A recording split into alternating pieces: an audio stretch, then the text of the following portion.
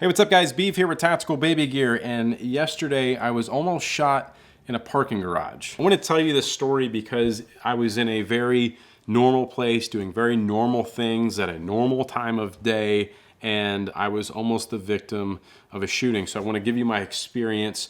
Let's break it down, figure out what I did right, what I did wrong, what I could have done better, and I hope you guys learned something from it. Okay, so let me set this up for you. My middle daughter has cancer, and we spend a lot of time at the hospital. Saturday night, I had to rush her into the hospital to the emergency room. We got there at about midnight or 1 a.m. or so, and I had to carry her in to the hospital.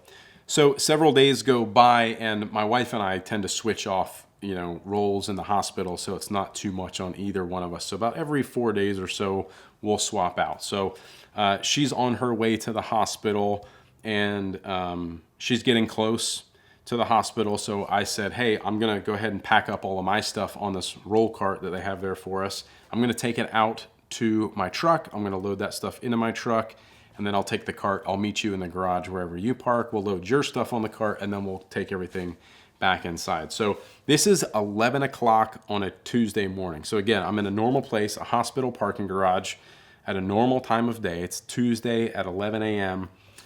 She sends me a text like, hey, I'm gonna be a few minutes late. There's a little bit of traffic. And I'm like, okay, cool. I'll just go back over to the lobby entrance area of the hospital, and I'll wait for her to come. I'll sit on the bench over there or something. So I finished putting that stuff in my truck, and I'm walking away from my truck, and I hear two loud bangs, pa, in a very echoey parking garage. I was like, is somebody shooting off fireworks in the parking garage, just kind of screwing around? Because it didn't necessarily sound like gunfire, but I'd never heard gunfire inside of a parking garage, usually at a range, outdoors, and it kind of echoed through the garage. So it was a sound that I wasn't super familiar with. And just sort of a disclaimer, backstory, I was not in the military or anything like that. It's kind of a common misconception. I've never been in combat or anything like that. But I will talk about some firearms training here in just a minute and how I think that helped me. So anyways, I hear these two loud bangs, pops, and I looked up to where the sound was that I kind of thought I heard it coming from, and I see a guy jump down and tuck in and crouch in front of a car. I was like, ooh, that's not normal. And first was, okay, did this guy set off fireworks and now he's trying to hide so nobody saw him, or is there something else going on? So now my senses are heightened. I'm on high alert and I'm scanning. I'm still walking. I've taken maybe 4 steps now. I'm scanning, and I see 2 black males running down the stairwell to the ground floor where I was. And this all sort of happens in slow-mo, this next little section here. As they're coming down the stairs, I notice one of them has a big bright orange thing in his hand. And I'm thinking, are these guys playing with a cap gun? Is this a flare gun? Like, what am I looking at in this guy's hand based on what I just heard?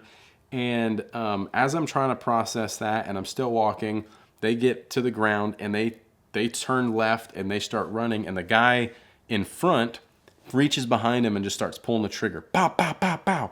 And I was like, oh, man. And so this is not the guy with the orange thing in his hand. This is the other guy. And I saw the first 2 muzzle flashes, and I was like, oh, man, these guys are shooting guns in the parking garage. This is bad. So now I'm like, I'm 4 steps from my truck. First thought was, do I need to go to my truck and get my gun? I was like, no, these guys are running away from me. I don't know that I'm an immediate threat. Like, I got super lucky. There was nothing keeping that guy from just swinging his gun around or noticing me and shooting in my direction. I don't know what he was shooting at or why he was shooting, but he shot a total of 8 to 9 rounds, and they were 45s.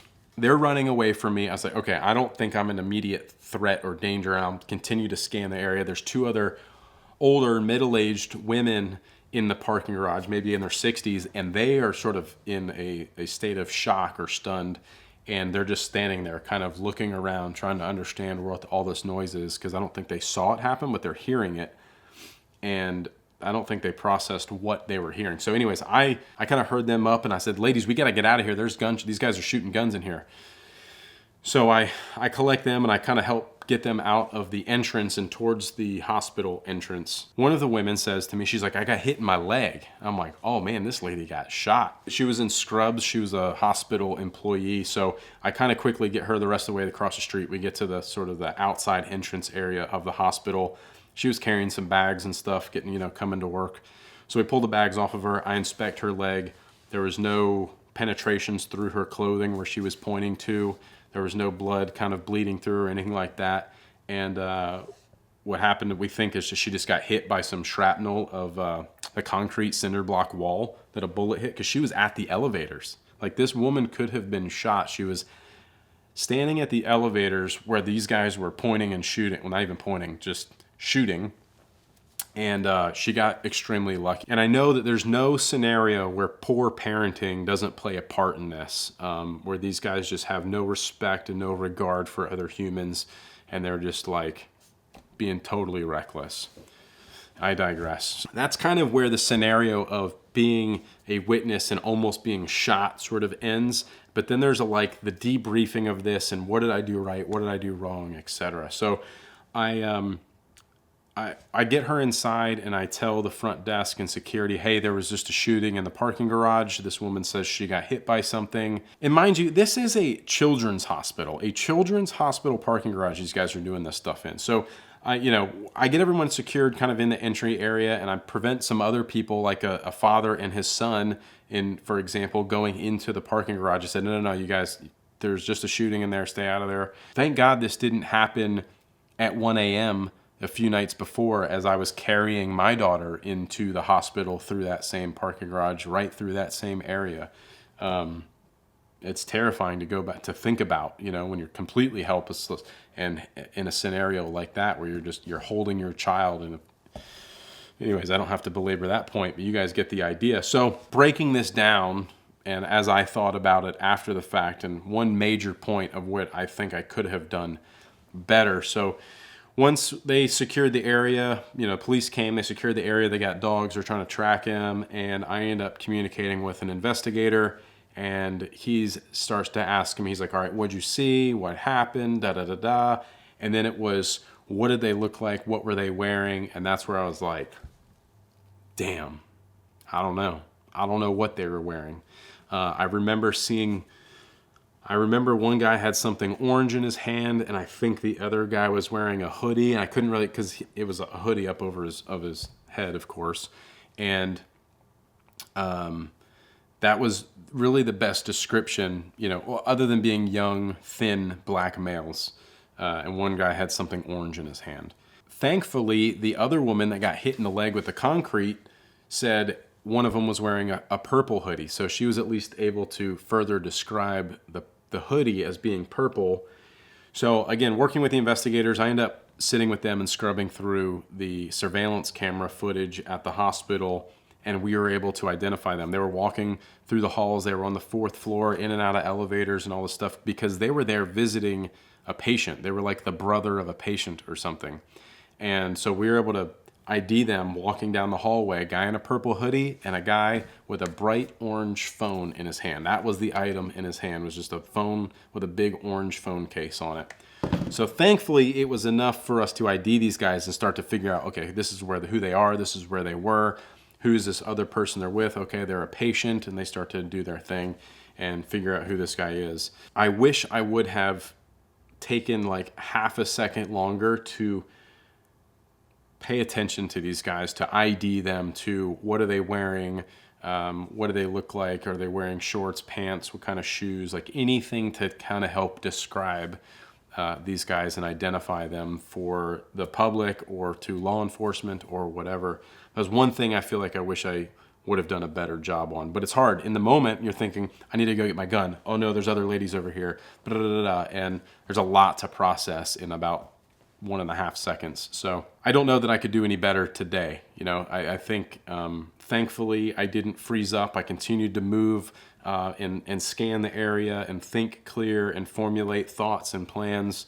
I've been fortunate enough to have some training experience. I was not in the military. you know, or anything like that, which is why some of these things are foreign to me. The sounds of firing in a parking garage is not something I've ever experienced before, but I do have the experience of working, you know, 10, 12 years ago, hanging out and working with and participating in some airsoft events with American Milsim.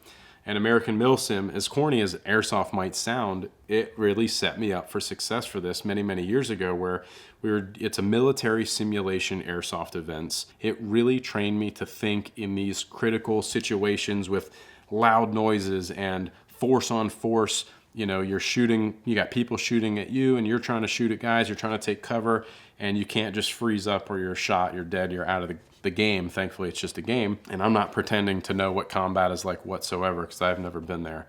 But that certainly did help. And I've credited that to a lot of things in my life where I think over many, many years of having high stress situations, I just handle them very well. I don't freeze up. So I think I did a really good job with that. I think I did a great job, you know, getting these women to safety.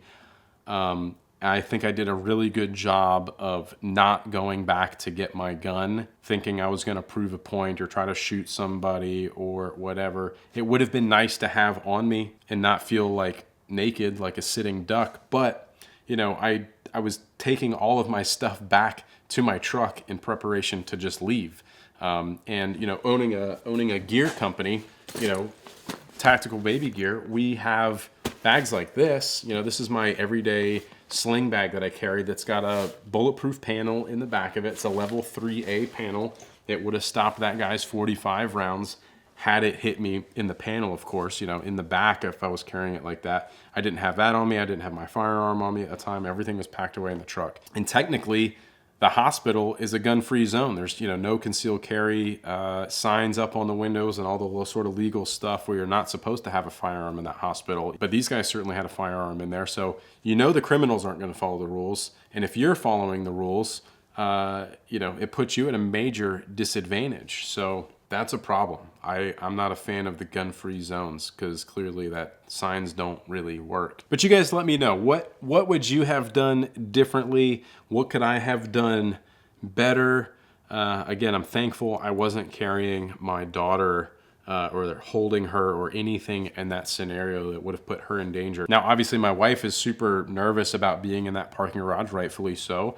She doesn't want to be in there alone. There's a lot, you know, to unpack and process still on our end and how we move forward and how we treat things. And I'm sure the hospital is putting things in place, and they have already reached out to my wife, who's still at the hospital with Kendall now. And they were trying to check on me. They sent psychologists up to the room to check on me to see if I needed to talk or anything. And well, I'm totally fine, obviously. And she was laughing about it when they came to check on me because she's like, oh no, trust me, he's fine. He's built for this sort of thing.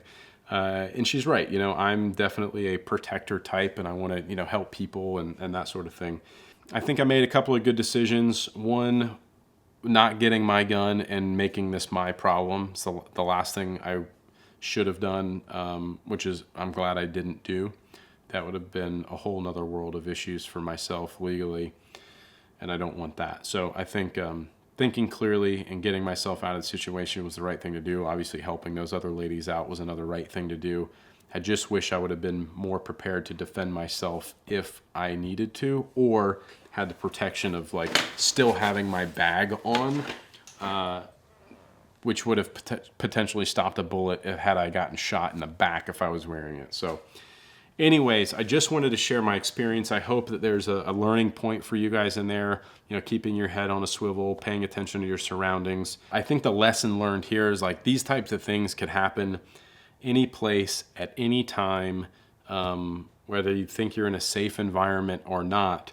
So I think it's, you know, just being aware of your surroundings, learning how to think under stress. I urge you to maybe take a firearms training class or something that trains you to think under high stress, critical conditions and make decisions in those scenarios. I think is very, very valuable in many, many different ways. I've applied that to situations on the boat and in the water and whatever.